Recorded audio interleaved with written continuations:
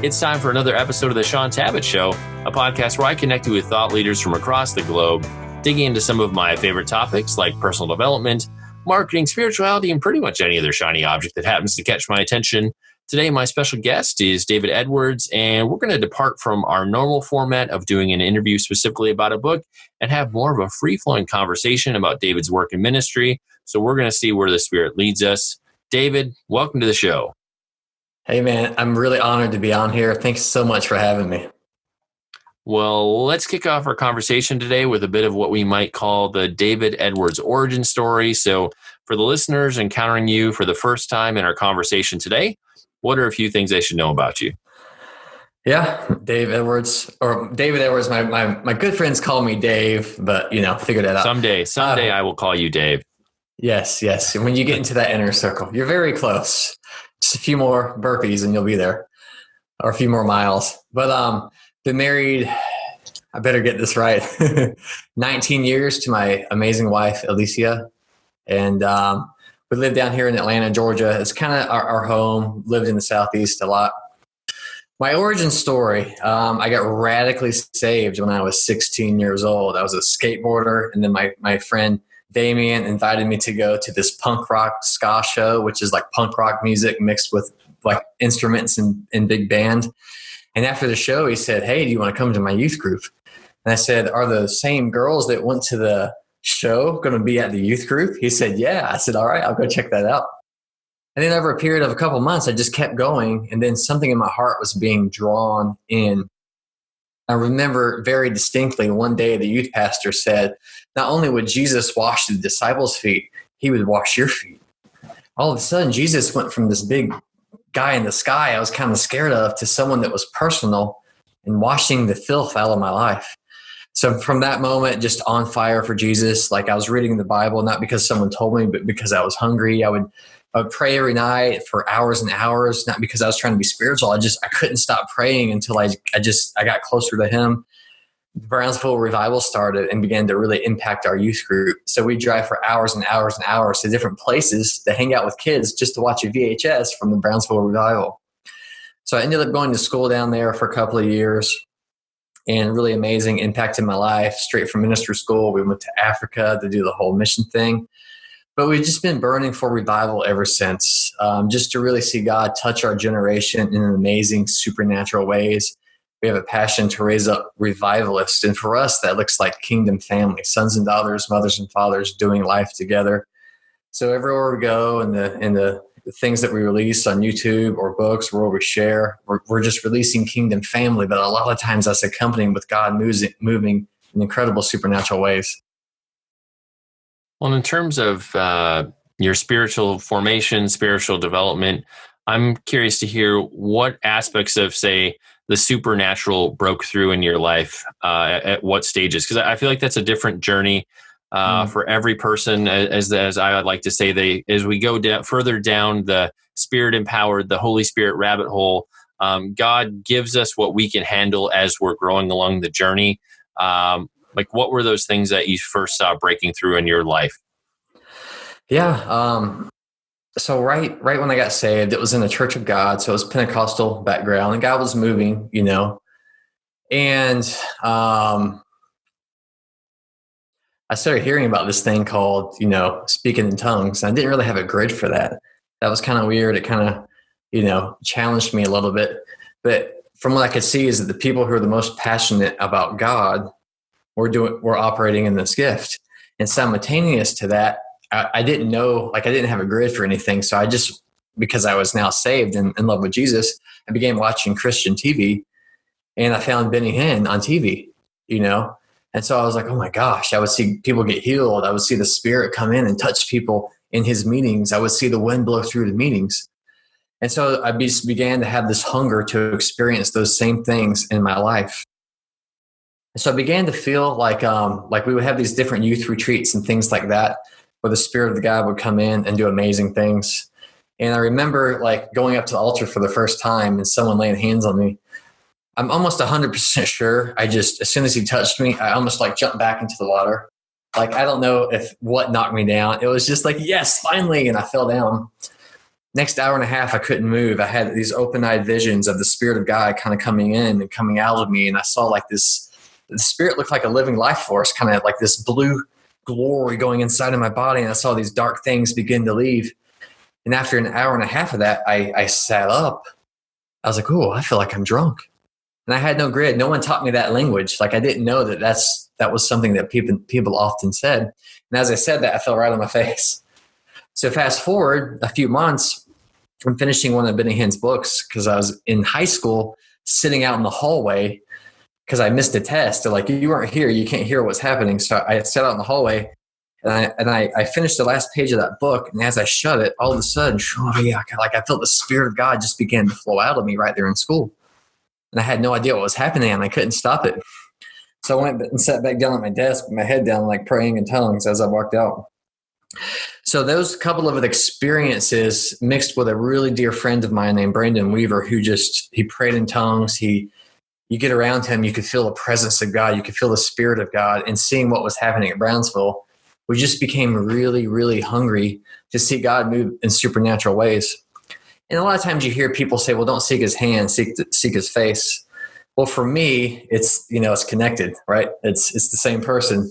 So I just began to get passionate about experiencing God in the elements. I wanted to feel the wind blow. I read about it in the Bible. I saw it happening in my generation. Then I began to read stories about it in church history. And it was a 15-year journey before I actually felt it.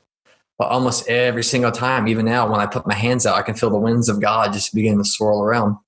So it's something to where some things early on, I got to experience the falling, the shaking, praying in the Spirit, even some prophetic stuff. But then some of the other things, it's like the longer I waited, the more hungry I got for it, And then finally, I guess somehow just when I wasn't expecting it, all of a sudden we reached the end of the fuse and it began to explode around us. And it ties into our Papa Leif Hetland kind of taking us in as sons and daughters, I think, and everything coming full circle. Hopefully some of that answered your question. That was perfect. That was a great ending to your origin story. I like what you shared in the sense that, until you experience these things for yourself, you really don't understand. I mean, you can see things, say, in a Darren Wilson video, you can read about them in a book, but you're just this outsider kind of looking through a window and you're like, that's kind of weird and different. And it's crazy the shift that happens all of a sudden when you're hit with those things. You fall out, you're shaking, you're feeling the presence of God. It's almost like a light bulb comes on. You're like, oh, this is what I saw. This is what I was reading about. And I feel like when that happens, you can't look at the Bible, you can't look at anything the same way again because you're just understanding things. Like I feel like your experience catches up with your knowledge. You see something, you read something, your knowledge is here. And then when you get hit with that same thing, you're like, oh, that's what that is. And so, yeah, love what you shared. That was very helpful. Absolutely. And just to piggyback real quick, for me, the Bible is an invitation for these stories. It's not like I go to the grocery store and get all this food and just put it in my refrigerator and then look at it. Like you said, it's an invitation to meet Jesus. It's a two-dimensional story of a three-dimensional person who has revealed to us a four-dimensional world. And for me, that's just kind of the kicker of why I just, as you said, kept going. It wasn't enough for me to hear about Elijah experience heaven on earth. I was like, oh, wait, that's an invitation. I want to experience that myself. And some of it was quick. Some of it took years. There was this constant thing of, I know we're created to experience God in supernatural ways. And I just, even now, I'm so hungry, not because I'm starving, but because I've eaten some and I know there's more. Let's transition into a discussion about your YouTube channel. You and I are both content creators and have spent time in the podcasting and YouTube world, as you might say. Talk to us about the range of content that you're putting out there. You're doing both teaching, you're interviewing other authors and leaders. Would love to hear about just kind of your vision and focus as you move forward with growing and expanding your reach on YouTube, which, by the way, you're doing a fabulous job. So teach us, what can we learn from you? Well, thank you. Thank you so much. Yeah, YouTube for a long time was just this thing to where with my cell phone, I would share whatever God was speaking to me. And I wasn't really trying to build an audience back then. It was more of an outlet. Can I articulate what God is saying in a way? And then it could almost like a personal vlog for me to remember what he said, and I can go back and look at it. But then I began to get inspired by different other YouTube influencers, both, spirit-filled or people in just a whole different array of backgrounds, doing the things that they love and documenting it. And at the same time, I have a good friend named Eric Gilmore. He was beginning to go more from teaching into a vlog style format. So I thought, man, I really like to share with people what daily life for someone who is just full of the Spirit and hungry for more of Jesus, what would that daily life adventure look like? So we began to do vlog style videos. So our YouTube channel has the teaching videos still. We're still maintaining that. And then we're vlogging our life when we go on ministry trips or when we go down to the park with our dog. We just want to reveal what that lifestyle is like and the fact that we're real people doing life.